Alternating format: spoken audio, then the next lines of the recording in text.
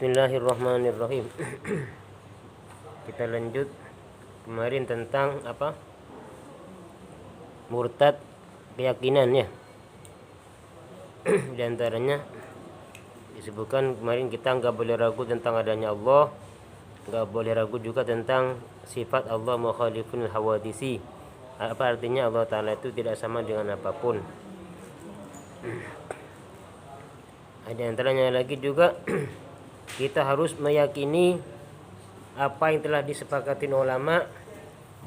Contohnya kemarin apa saya bilang tentang peristiwa Isra Mi'raj, kita harus yakin kalau itu betul benar adanya, karena itu sudah istilahnya dalam kitab mujma'un alaih, disepakati oleh ulama. Apalagi di antaranya ini disepakati ulama tentang mukjizat. Jadi ada istilah mukjizat. Soalnya begini, di zaman Rasulullah itu ketika Rasulullah mendapat mukjizat oleh orang kafir dikatakan apa? Sihir ya. Padahal mukjizat itu. Jadi ada istilah dalam Islam, ada istilah mukjizat, ada istilah karomah, ada istilah maunah, ada juga istilah istidraj. Ada juga istilah ihanah. Itu ada beda-beda itu. Jadi kalau mukjizat itu ialah amrun khariqul adah. Itu perkara luar biasa yang terjadi pada para nabi ya, pada para rasul, takbidan li nubuwatihi. Apa artinya? Sebagai penguat kerasulannya ya. Jadi Rasulullah itu mendapatkan hal yang luar biasa yang terjadi, sesuatu yang tidak masuk akal, itu namanya khadiqun adah atau luar biasa, sebagai penguat tentang kenabian beliau, tentang kerasulan beliau. Itu biasanya amrun khariqun lil adah ya. Amrun khariqun lil adah. Kalau mau ditulis sama itu amrun khariqun lil adah.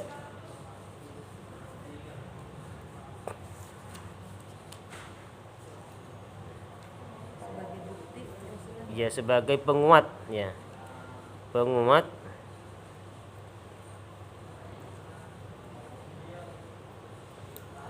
bukti kerasulan, dan itu terjadi setelah beliau diangkat menjadi rasul ya. Banyak ya, mungkin sudah sering diceritakan oleh guru-guru tentang mukjizat itu. Ada juga namanya ihanah, istilah ihanah.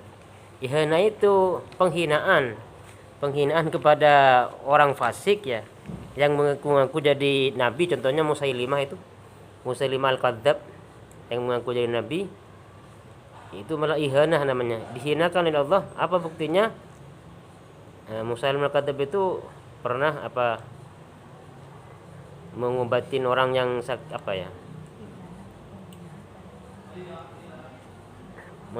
orang yang buta. Ada orang satunya matanya buta, satunya bisa melihat.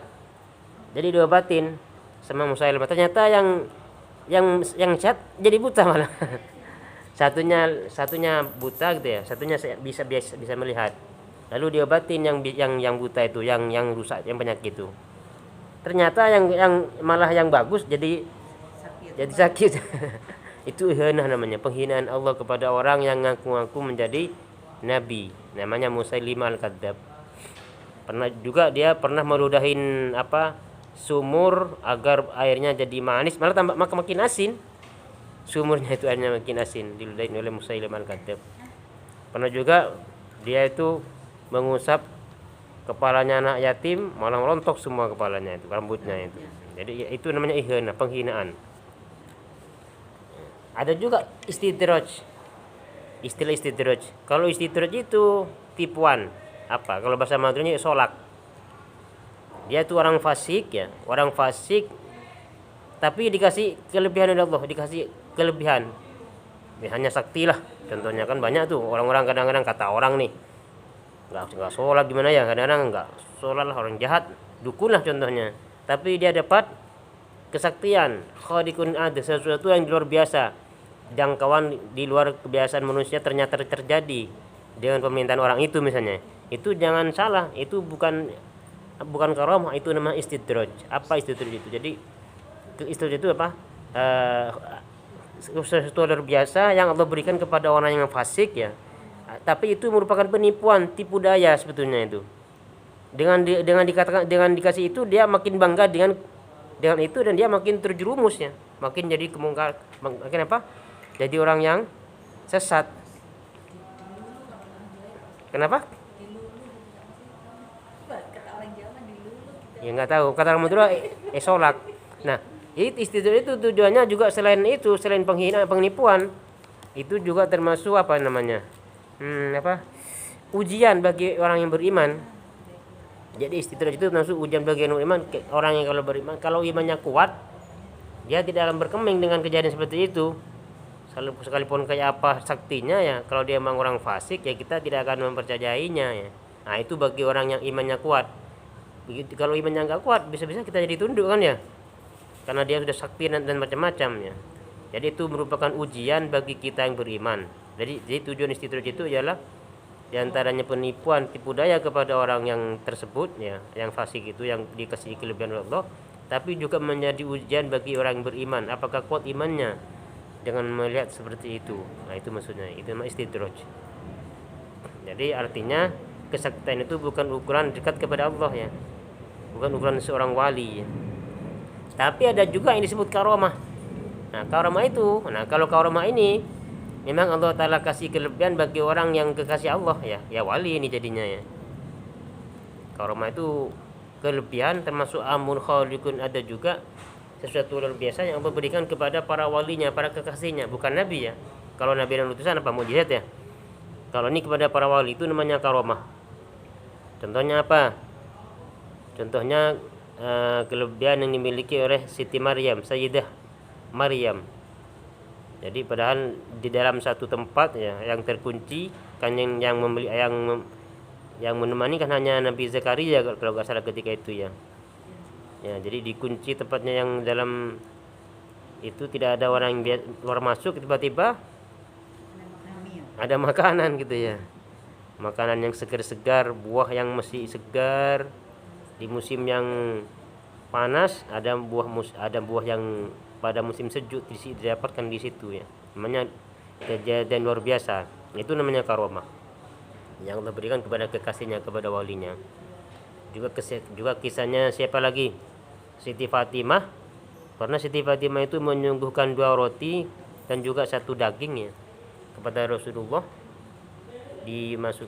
dibadain apalah, mungkin kalau sekarang apa, piring lah apa ya, apalah gitu, dia bawa Rasulullah kan ditutupin tuh. Setelah itu sama Rasul dikembalikan gitu ya.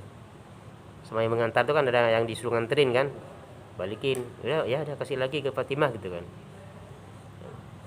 Setelah dibawa lagi oleh pembantunya itu ke Siti Fatimah, Sayyidah Fatimah. Ternyata Rasulullah datang. Dia suruh nanya, itu apa tuh Fatimah, itu ditutupin tuh. Oh itu roti ya Rasul, ya Abah gitu, ayahanda. Yaudah kita makan katanya. Ternyata ketika dibuka tuh penuh sampai dipanggil semua sama siapa, sama Rasulullah tuh, termasuk Sayyidina Ali, Sayyidina Hasan Husain, semuanya dimakan di situ, bahkan sampai penuh, sampai diberikan kepada tangga oleh Sayyidah Fatimah itu. Bahkan Rasulullah sampai berkata, alhamdulillahilladzi ja'alaki syabihatan bisayyidah nisa'i bani Israel. Apa kata Rasulullah? Segala puji bagi Allah yang telah menjadikan engkau wahai anakku syabihatan, menyerupai seorang perempuan yang menyerupai Sayyidah Nisa'i bani Israel, tuan daripada atau pemimpin daripada orang Bani Israel. Siapa? Siti Maryam. Itu namanya karomah ya. Itu namanya karomah. Ada lagi satu maunah. Nah, kalau maunah itu termasuk ambun khaliqun, ada juga itu. Ambun khaliqun ada juga apa? Agak sih. Ya, agak. Termasuk ambun khaliqun ada juga, itu diberikan apa? Kepada orang-orang awam ya. Jadi orang-orang awam kayak kita ini, tiba-tiba kita nggak masuk akal diberikan keselamatan gitu kan ya. Tiba-tiba lagi ada apa gitu kan, yang lain kena apalah, tiba-tiba kita selamat, nggak masuk akal. Nah, itu namanya maunah, pertolongan Allah kepada hambanya yang awam. Itu namanya ma'unah. Jadi ada, saya ulang lagi, terutama ada mukjizat, ada istidraj, ada ihana, ada karomah, ada ma'unah ya. Ma'unah. Ngantuk dek. Ada ma'unah. Nah, kita juga disebutkan tadi harus meyakini hal-hal yang sudah disepakati oleh ulama, di antaranya tadi itu ilmu mukjizat kepada para nabi dan juga karomah kepada para wali, itu sudah disepakati oleh para ulama adanya itu ya. Nah, ini namanya sebagian dari, kalau kita nggak meyakini hal itu, maka itu bisa menjadikan murtad. Lanjut kitabnya, awi taqadah, atau meyakini ya orang fakta sifatin, pada tidak adanya satu sifat, min sifatillah, dari sifat-sifat Allah, min sifatillah, dari sifat-sifat Allah, al wajibati, yang wajib, lahu, kepada Allah, ijma'an, yang telah menjadi kesepakatan ulama. Artinya ittifaqul mujtahidin min ummati Muhammadin sallallahu alaihi wasallam ala amrin diniyin. Kan ilmi seperti sifat ilmu. Allah Ta'ala memiliki sifat ilmu. Nah, kita harus yakin. Dan ilmu Allah, pengetahuan Allah itu tidak secara global ya, tapi secara terperinci. Artinya tidak seperti pendapat orang ahli filsafat. Orang ahli filsafat itu mengatakan Allah Ta'ala maha alim, maha tahu, tapi secara global katanya. Secara terperinci tidak. Tapi kita tidak. Kita meyakini, karena ini sudah kesepakatan ulama, bahwa Allah Ta'ala itu mengetahui kepada semua yang ada ini secara terperinci. Seluruhnya itu Allah tahu semua. Komponennya itu Allah tahu semua. Itu maksudnya keyakinan seperti itu harus ada dalam kita. Karena itu yang disepakati oleh para ulama. Mujman oleh. Nah, termasuk juga